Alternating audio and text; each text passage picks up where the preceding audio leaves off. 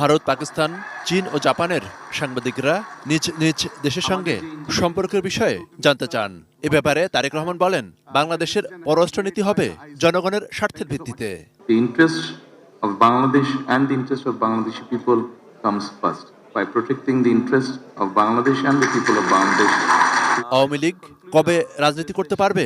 ভারতীয় সাংবাদিকের এমন প্রশ্নের জবাবে আগামী দিনের প্রধানমন্ত্রী তারেক রহমান বলেন, দেশের আইনই এটা নির্ধারণ করবে।